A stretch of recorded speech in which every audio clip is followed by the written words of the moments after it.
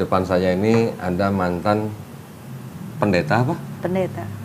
Dulunya pendeta. Pendeta. Nah, ini adalah, saya panggilnya apa nih? Cik Kristin ya? Boleh. Cici ya berarti ya, Cik Kristin. Saya-nya apa? Li. Oh, Li, berarti Seli. Seli. Nah, gua setan. Alhamdulillah, Cik Kristin ini dulunya aktif di GBI, betul ya? Terus sekarang sudah menjadi Muslim. Masya Allah. Nah, kita pengen dengar nanti gimana, sambil kita saling sharing ya. Iya. Nanti misalnya Kristen ada mau tanya, yang saya bisa jawab saya akan jawab, yang saya nggak tahu akan saya cari tahu. Tapi yang penting pulang dari sini nanti yang jelas insya Allah iman kita makin kuat. Amin. Gitu. Si Kristen masuk Islam tahun berapa? 2022. 22. Iya. Berarti 2 tahun ini ya? 2 tahun. Jalan 2 tahun ya Iya. berarti. Nah, boleh nggak ceritain Ci, dulunya gimana? Kok dari seorang yang aktif di GBI, kok bisa tiba-tiba ke Islam gitu? Sebenarnya lebih ke pengalaman pribadi sih. Terlebih lagi mengenai pernikahan yang saya tidak mendapatkan secara detail hal-hal yang diatur di dalam Alkitab waktu itu ya. Oke. Sampai satu saat saya diundang ke teman saya yang menikah secara Islam. Dan di situ dikatakan bahwa si pihak laki-laki punya kewajiban ini gitu. Yang mana selama ini saya tidak mendapatkan gitu. Dan di situ mata saya terbuka betapa di dalam Quran dan di dalam Islam itu diatur secara detail gitu. Nah, dari situ saya mulai mempelajari. Kalau sedemikian diaturnya, berarti hal-hal yang lain juga pasti diatur kan. Gitu. Di situ saya mulai mempelajari dari YouTube. Dari YouTube-nya Kak Dodi. Waduh. Dan yang lain-lainnya. Dan juga ada sahabat saya, kita sering berdiskusi. Kebetulan sahabat saya itu Muslim gitu. Kita suka membandingkan, tapi lebih ke secara historis sih. Gitu, apa yang tertulis di kedua kitab sucinya masing-masing gitu. Dan sampai suatu saat di dalam peristiwa proses perceraian yang tidak mengenakan itu, jadi di dalam perjalanan saya pulang dari kantor di mobil, saya nangis, saya merasa sendirian dan saya memanggil Tuhan, Tuhan di mana gitu, dan saya bertanya, Tuhan, apakah Engkau Tuhan yang sudah aku kenal sebelumnya dan sebenarnya adalah kesalahan saya yang tidak mendekat kepadanya gitu loh. Jadi saya bertanya, Tuhan tuh mana gitu.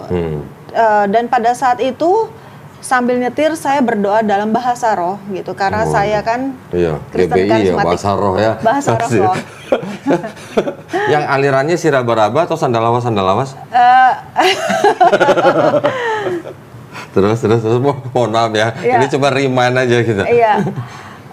Dan waktu saya berdoa dalam bahasa roh, ada satu kata yang keluar dari mulut saya yang saya tidak pernah pikirkan, maksudnya tidak pernah terlintas gitu, yaitu hayakalah. Waktu itu saya bacanya seperti hayakalah gitu ya. Saya nggak bisa berhenti ngomong seperti itu. Sambil nangis? Sambil nangis. Terus sesudah tangis saya reda karena saya kebingungan sendiri, saya telepon teman saya tanya apakah tahu nggak artinya, dan dia bilang nggak tahu. Lalu saya tanya apakah ini salah satu kata yang ada di dalam azan, mungkin saya sering dengar dan mungkin termemori secara nggak langsung, jadi itu keluar, dia bilang bukan. Lalu saya cari di Google kok. Terus dapat artinya? Dapat artinya. Artinya mungkin saya lafalnya salah waktu itu, sebenarnya adalah hayakallah. Itu adalah salam yang artinya ada 4.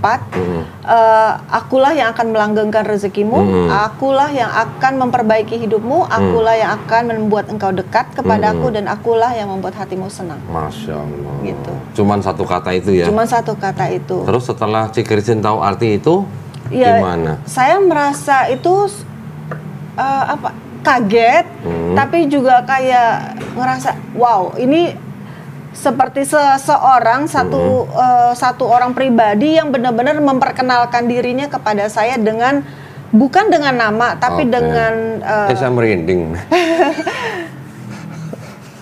terus aduh, merinding. Tapi dengan kebesarannya dan dengan apa fungsinya dia yang yang ada di dalam hidup manusia gitu loh. Dan semua itu berkesinambungan keempat hal itu. Tapi sebelum Cik Christine mengucapkan kata itu, sebelumnya apa Cik Christine pernah dengar dari YouTube apa dari apa Nggak gitu? pernah kok. Nggak pernah. Boleh dicek aja di Google artinya apa. Mungkin nggak banyak orang juga yang tahu. Iya. Terus setelah itu baru dimulai perjalanan Cik Christine untuk ke Islam. Jadi saya semakin curious kan kok. Jadi saya mempelajari tuh apa sih bedanya. Hal yang pertama saya pelajari adalah tentang Yesus di dalam Quran gitu. Terus saya ngeliat, wah ini seperti ada satu missing link yang kalau misalkan dibikin jadi satu puzzle tuh sebenarnya inilah yang tidak tertulis di dalam Alkitab waktu itu kan. Tentang lahirnya, tentang kecilnya bagaimana gitu kan. Kita taunya pas dia waktu umur 12 yang dia disunat. Ya, umur 8 hari. 8 hari. Terus pulang kan ke Nazaret itu di Lukas. Iya. Habis itu kan setiap tahun mereka datang ke Yerusalem. Umur 12 tahun diceritakan malah dia sedang didengarkan oleh orang-orang di dalam bait suci.